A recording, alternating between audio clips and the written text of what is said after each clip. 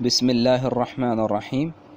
رجب المرجب اسلامی مہینوں میں سے ایک خاص مہینہ ہے جو بہت ہی زیادہ عزت اور احترام والے 4 مہینوں میں سے ایک ہے۔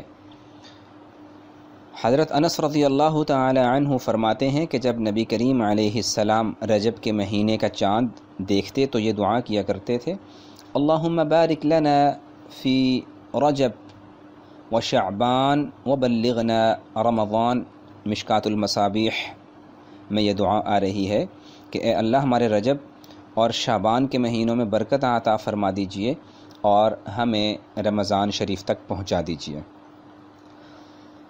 حضرت ملا علی قاری رحمہ اللہ بڑے بزرگ گزرے ہیں، تو وہ فرماتے تھے کہ گویا لمبی عمر کی دعا کرنا بھی سنت ہے، اور یہ دعا اس لیے بھی کی جاتی ہے کہ رمضان المبارک کی عظیم ساعتیں، عبادتیں، تراویح، روزہ وغیرہ تک پہنچا جا سکے۔ اور حضرت عبداللہ بن عمر رضی اللہ تعالی عنہ کا ایک قول نقل کیا گیا ہے کہ 5 راتیں ایسی ہیں جن میں دعا رد نہیں کی جاتی، ان میں سے ایک رجب کی پہلی رات بھی ہے۔ اب اگلی بات کہ اس مہینے میں روزے رکھنے کا کیا مسئلہ ہے، کتنے روزے رکھیں، کون کون سے رکھیں۔ تو بہت بڑے محدث حافظ ابن حجر العسقلانی رحمہ اللہ نے ایک کتاب لکھی ہے، تبیین العجب بما ورد فی فضل رجب۔ انہوں نے کافی ساری احادیث جمع کی ہیں جو روزے کے متعلقہ ہیں، اور پھر انہوں نے ارشاد فرمایا کہ یہ احادیث انتہائی ضعیف یا من گھڑت ہیں، اس لیے روزے کا ثبوت نہیں ملتا۔ البتہ ایک بات ہے کہ روزہ ایک نیک عمل ہے، مہینہ بھی حرمت، عزت، احترام والے مہینوں میں سے ہے، تو اگر کوئی آدمی روزہ رکھنا چاہے، کوئی بھی نیک کام کرنا چاہے، استغفار کرنا چاہے، درود پڑھنا چاہے، ضرور پڑھے، کوئی مسئلہ نہیں، کوئی اس کو نہیں روکتا۔ لیکن یہ جو بڑے بڑے روزہ رکھنے کے فضائل ہیں، تو ایسے لوگوں کی خدمت میں درخواست ہے کہ لوگوں کو یہ مت بتائیں کہ روزہ رکھو گے یہ ہو جائے گا، یہ حدیث آ رہی ہے۔ خاموشی سے اپنی عبادت کر لیجئے، آپ کو اس سے کوئی بھی منع نہیں کرتا۔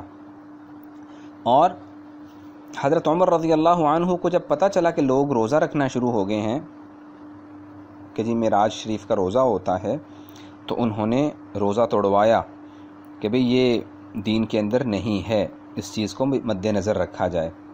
بہرحال اپنی کوئی عبادت کرتا ہے، روٹین وائز کرتا ہے، یہ منع نہیں، لیکن اس چیز کو سامنے رکھ کے عبادت کرنا کہ جی رجب کی عبادت ہے، یہ غلط ہوگا، کیونکہ نبی کریم صلی اللہ تعالی علیہ وسلم نے ایسی عبادت کے بارے میں ہمیں بتایا نہیں، نہ حضرات صحابہ نے بتایا۔